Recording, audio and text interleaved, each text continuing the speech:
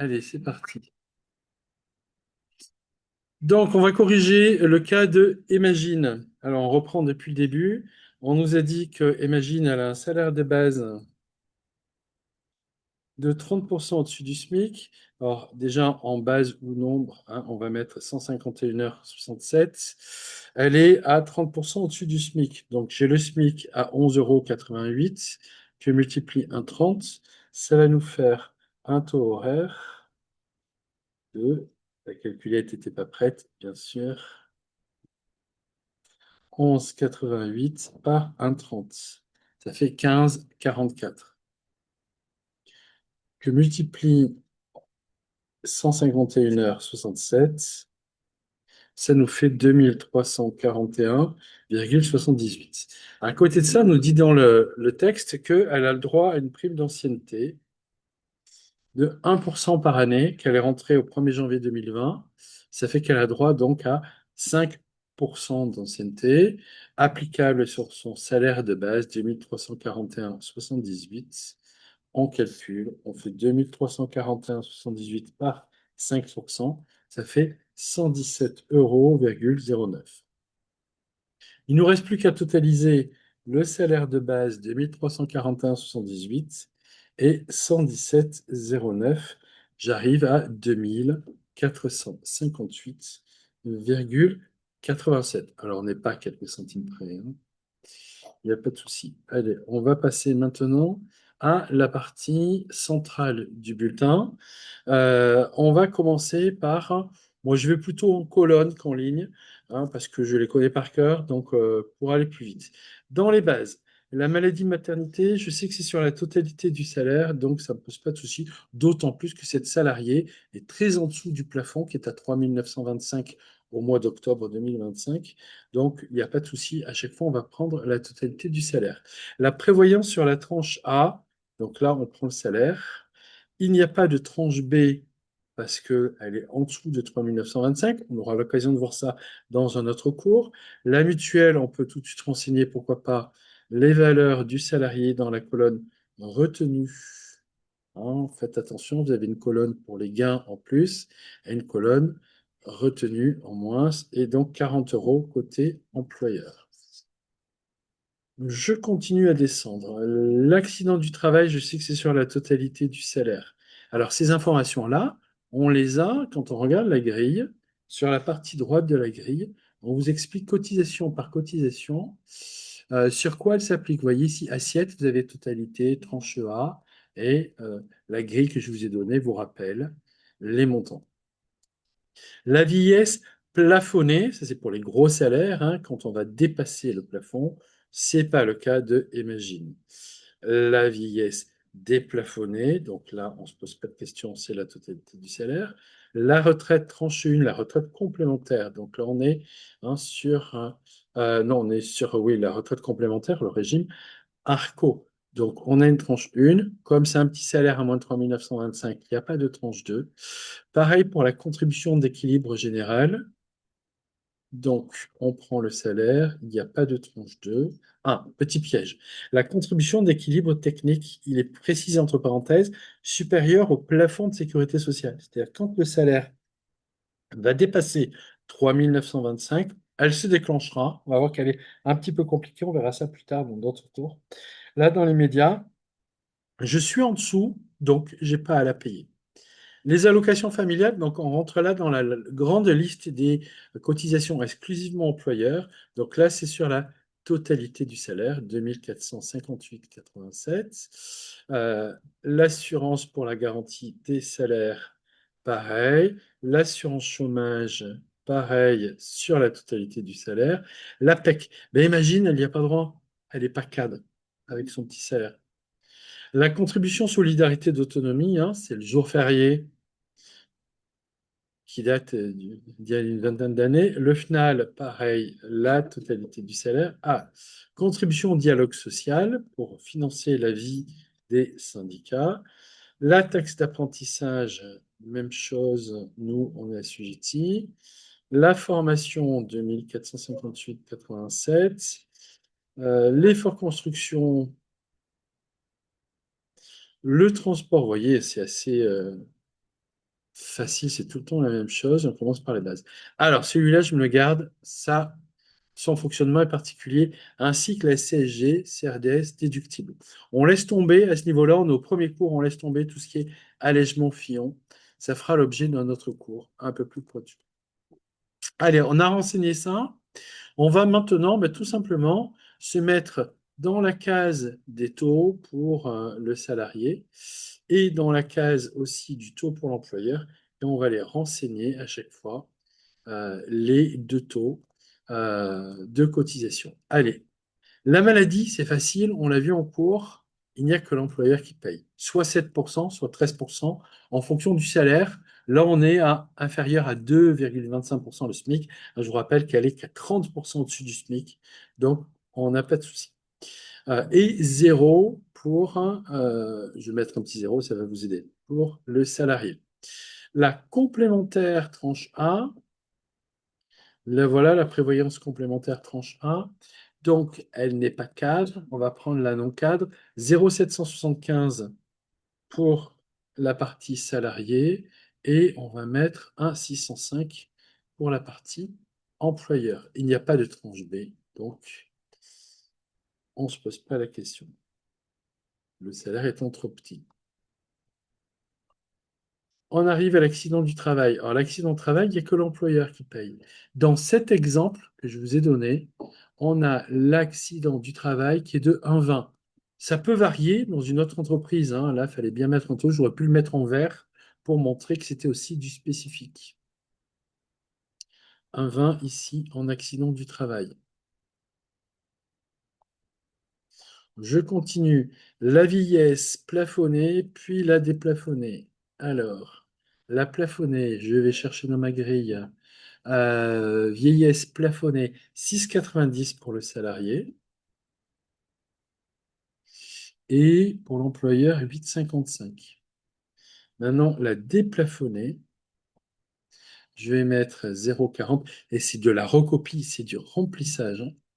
Ni plus ni moins 2,02. Pour l'instant, j'ai quasiment fait aucun calcul. Je fais que recopier. J'ai ma grille à côté et je transpose sur mon bulletin de paye. Et après, je prends la calculette et je fais des multiplications. La retraite complémentaire tranche 1. La retraite complémentaire tranche 1, la voilà ici en bas. J'ai 3,15 pour le salarié et j'ai 4,72 pour l'employeur. Il n'y a pas de tranche 2 parce que le salaire ne le permet pas, il est trop bas, inférieur à 3 925. La contribution d'équilibre général, je l'ai tranche 1, 0,86 pour le salarié et 1,29 pour l'employeur. Pas de tranche 2, pas de contribution d'équilibre technique. Ah, j'arrive aux allocations familiales. Allocations familiales, on est bien en dessous de 3,3 fois le SMIC. Donc, la cotisation qui n'est que pour l'employeur est de 3,45. Alors, je recopie. 3,45 ici. Je reviens. Ah, on rentre dans le chômage. AGS. Alors, c'est aussi pour l'employeur. L'AGS est de 0,25. Et dessous, on va avoir le chômage qui a baissé au mois de mai, qui est passé de 4,05 à 4. Ça veut dire qu'il y a moins de chômeurs, donc on a peut-être besoin de moins se rentrer de cotisations. APEC, on n'est pas concerné, elle n'est pas cadre. La contribution solidarité autonomie, donc qui est uniquement pour l'employeur qui est de 0,30. Le FNAL, alors le FNAL, on voit pour les entreprises de plus de 50 sur la totalité du salaire, et c'est 0,50. Le FNAL, c'est pour financer le logement, qui n'a rien à voir avec l'effort construction. La contribution au dialogue social, donc c'est 0,016 pour l'employeur, pour financer la vie des syndicats. La taxe d'apprentissage, c'est encore une fois, c'est pour l'employeur 0,68. Donc, vous voyez ce que je vous disais par rapport au cours. beaucoup de cotisations pèsent effectivement sur l'employeur. Le modèle social français est essentiellement financé par les entreprises. La contribution à la formation professionnelle, donc on va être sur du 1%, toujours pour l'employeur. L'effort construction de 0,45. Dessous, on a le transport qui, ici, dans notre exemple, est de 1,1. On se renseigne auprès de la communauté de communes ou sur le site de l'URSSAF, il y a un tableau. Et voilà. On va pouvoir faire ces calculs avant de passer. Je n'ai pas oublié ce que j'ai laissé de côté, mais il va falloir que je fasse quelques calculs avant. Allez, on va faire tous les calculs en direct. Je ne vous les ferai pas sur les autres capsules vidéo, mais là, comme c'est la première, on y va. Allez, on prend la première ligne. La maladie, donc 2458,87 que multiplie 7%, ça me fait 172,12 euros. La prévoyance, 2458,87 que multiplie 0,775, ça fait 19,05 pour le salarié et que multiplie 1,605 pour l'employeur, ça fait 39,46 euros. La mutuelle, elle ne bouge pas. On va passer maintenant. Alors, ce que je vais faire, je vais peut-être fermer ce fichier-là, comme ça va me permettre de passer ici en grand écran.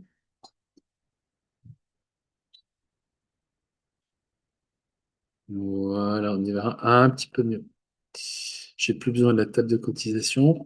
Accident du travail, donc j'ai 1,20. Ça fait 29,51 euros. Bon, on n'est pas à quelques centimes près au niveau des arrondis. La cotisation pour la retraite. Alors, la première, 2458,87, que multiplie 6,90 pour le salarié. Ça fait 169,66. Et pour son employeur, 8,55. Ça fait 210,23. Donc on voit le poids à la retraite quand même, c'est lourd dans les cotisations pour le salarié comme pour l'employeur.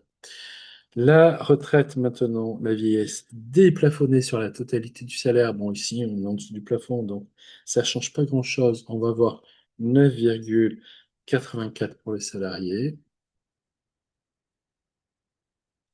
et 2,02% vers 49,67 € pour l'employeur. La retraite complémentaire maintenant. On a 3,15 pour le salarié. Ça me fait 77,45 €. Le fameux régime qui est très excédentaire, qui est bien géré par les partenaires sociaux. Et 4,72 en toute cotisation pour l'employeur, 116,06. Alors, si c'est en excédent, c'est parce qu'on a ces petites lignes complémentaires à la CEG et à la CET qui viennent donc assurer une gestion saine des régimes Agirc-Arrco. Alors, 0,86% pour le salarié, ça fait 21,15. Et pour l'employeur, 1,29%, ça fait 31,72. Je rentre dans la liste des cotisations exclusivement pour l'employeur. Les allocations familiales, j'ai 3,45%, ça fait 84,83 €. La garantie des salaires, donc on est à 0,25, ça fait 6,15 €. Le chômage, 4%, 98,35. La contribution solidarité autonomie pour les EHPAD, le jour férié, travaillé supplémentaire depuis les années 2004, hein, à peu près 2004 ou 2005. On a 0,3, 7,38. Le FNAL, on est à 0,50, 12,29. La contribution au dialogue social, 0,016. Donc là, je vous disais, c'est des centimes. Là, c'est 39 centimes. La taxe d'apprentissage, 0,68, ça fait 16,72 €. L'information, 24,58, 59. L'effort construction, 11,06. Le versement transport, 27,04. Et voilà. Et on s'est gardé pour la fin les plus compliqués. Alors, première nouveauté, si vous avez mis une note base, c'est pas grave, hein, on apprend encore une fois de ses erreurs. Le forfait social. Ils sont allés nous chercher, là aussi, un truc complètement alambiqué. Il se calcule, je vais vous le surligner, sur la cotisation de l'employeur à la mutuelle. Je vais essayer de mettre ça correctement, comme ça, on va prendre du jaune. Et la prévoyance. Donc, on regarde combien l'employeur cotise. C'est pour ça que j'ai attendu un petit peu. Et donc là, je vais aller mettre ici 39,46 plus 40. Donc j'ai une base de 79,46 si je ne me trompe pas de tête. Le taux, il est de 8%. Donc je vais faire 79,46 que multiplie 8%, ça fait 6,36 €. Donc voilà, ça fait partie des particularités. Je vais vous mettre le même code couleur en jaune. On va pouvoir passer à la CSG-CRDS. Alors, la CSG-CRDS, tiens, j'aurais pu mettre les taux de cotisation, je vais aller les chercher après. Elle est encore un peu plus compliquée. C'est 0,9825 du salaire de brut, ouais, brut, plus la même base que le forfait social. Donc, je vous l'écris.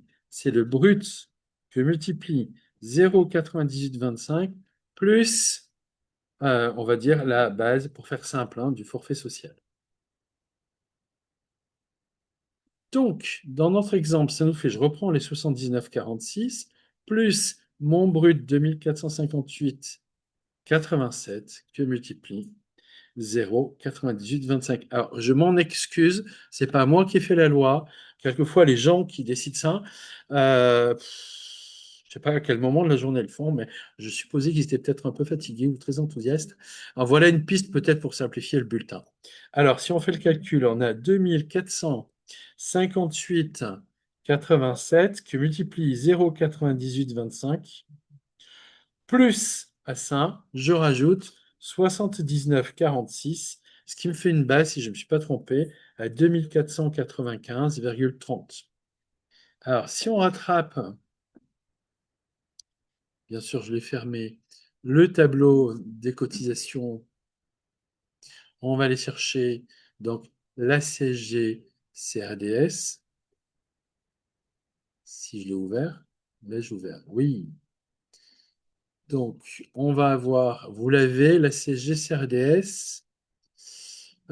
Ici en bas, donc on a 6,80, 2,40 et 0,50. Donc on est parti. 6,80 pour celle-là. On va mettre dans la bonne colonne, c'est ici. 6,80. Donc là, ce coup-ci, il n'y a que le salarié qui paye. 2,40 et 0,50. C'est les mêmes bases sur les trois. Donc là, notre base, c'est 2495,30, 2495,30. On fait les calculs. Donc, c'est la colonne de droite, ici. 2495,30 que multiplie 6,80. 169,68 que multiplie 2,40, 59,89, quelque chose près, que multiplie 0,50, ça fait 12,48. On a fini, on va pouvoir maintenant, c'est important, faire le total de nos cotisations. Alors, on prend la colonne du salarié.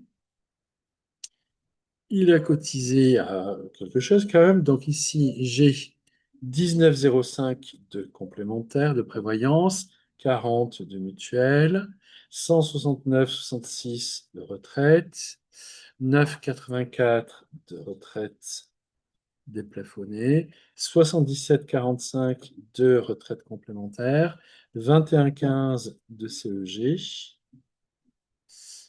Attention à ne pas trop me tromper dans mes calculs. La CSG-CRDS, 169,68. 59,89 et 12,48.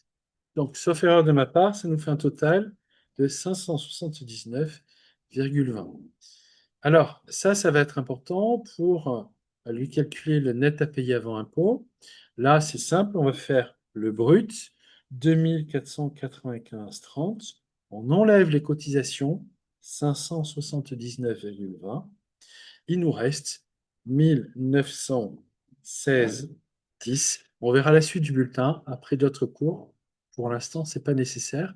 Tant qu'on y est, on va additionner, alors, il y en a beaucoup plus, hein, les cotisations de l'employeur, 172,12, 39,46, 40, 29,51, 210,23, 49,67, 116,06, 31,72, 84,83, 6,15 €, 98,35, 7,38, 12,29, 0,39, 16,72, 24,59, 11,06, 27,04, 6,36. Ça fait une grande addition quand même.